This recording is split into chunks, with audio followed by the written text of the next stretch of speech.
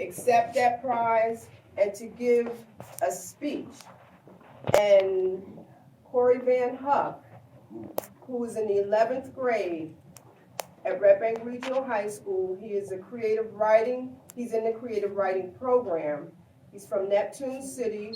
He's also one of the students in our Metro Scholars Program at Two River Theater. I'm associated with Two River Theater as the community relations person, so I'm really proud that Corey to be here with us today to give us his rendition of Dr. King's speech, from his acceptance speech from the Nobel Peace Prize. Corey.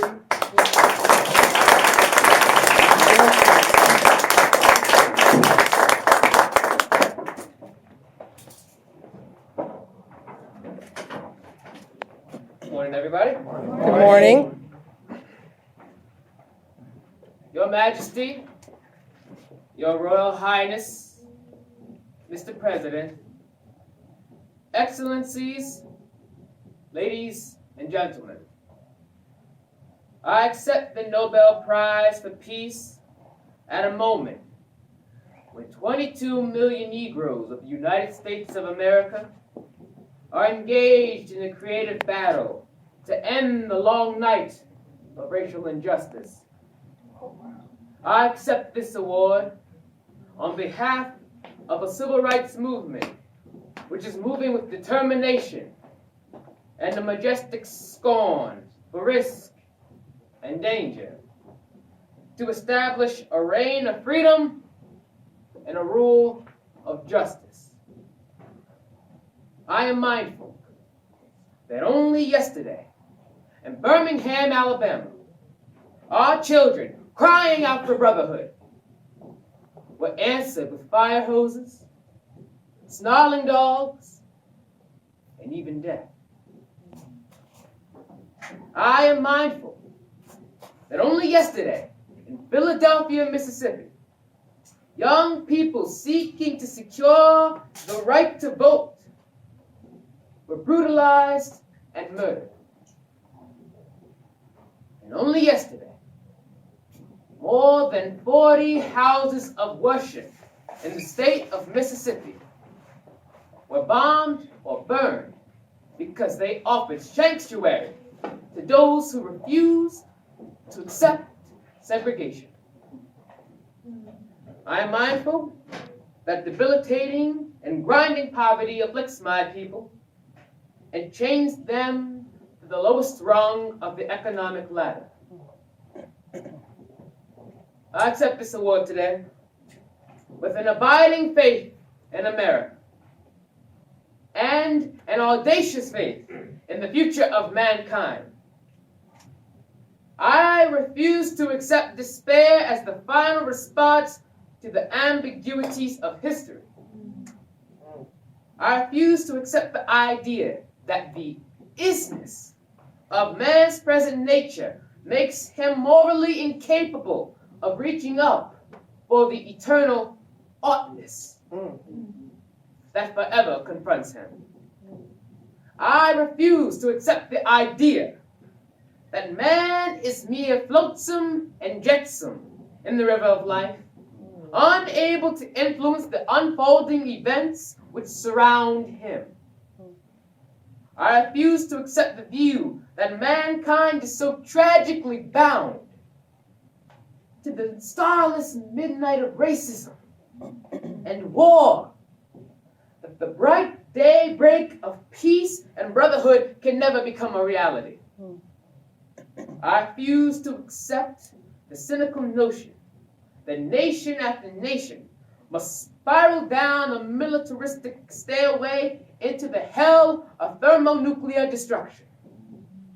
I believe that unarmed truth and unconditional love will have the final word in reality. This is why right, temporarily defeated, is stronger than evil triumphant.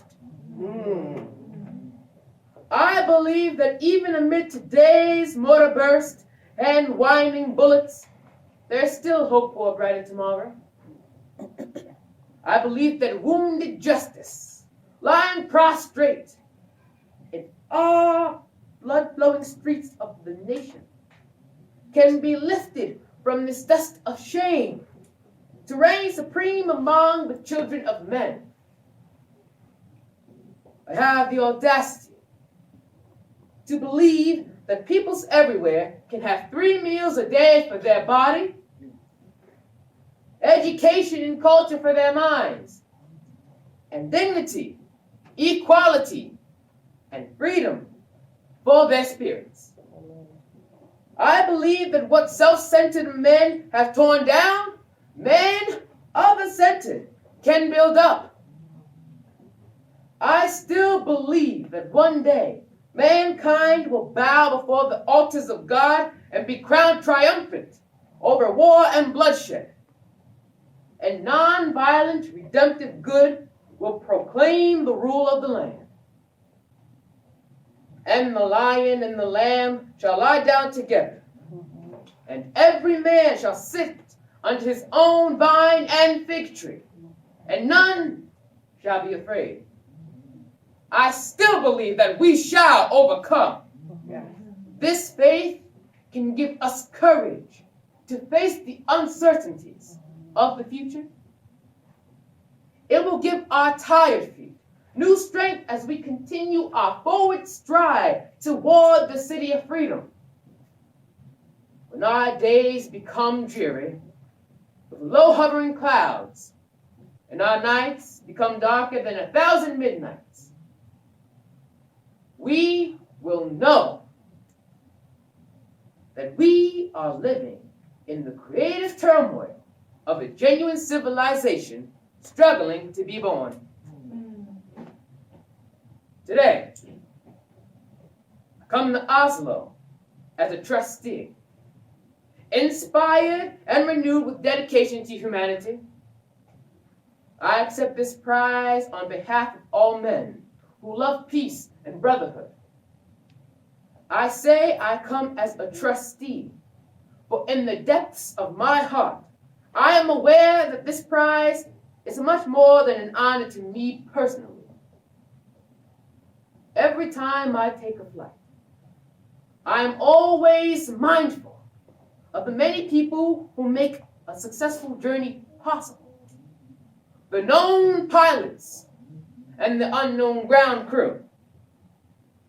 So, you honor the dedicated pilots of our struggle who have sat at the controls as the freedom movement soared into orbit. You honor, once again, Chief of South Africa, who struggles with and for his people, are still met with the most brutal expression of man's inhumanity to man. You honor the ground crew, without whose labor and sacrifices the jet flights to freedom could never have left the earth. Most of these people will never make the headlines, and their names will not appear in Who's Who. Yet, when years have rolled past, and when the blazing light of truth is focused on this marvelous age in which we live, men and women will know, and children will be taught that we have a finer land, a better people, a more noble civilization.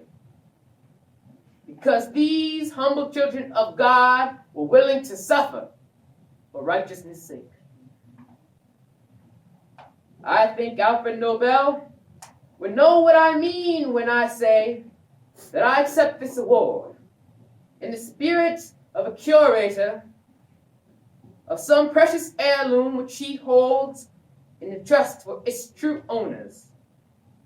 All those to whom beauty is truth, and true beauty, and in whose eyes the beauty of genuine brotherhood and peace is more precious than diamonds or silver or gold.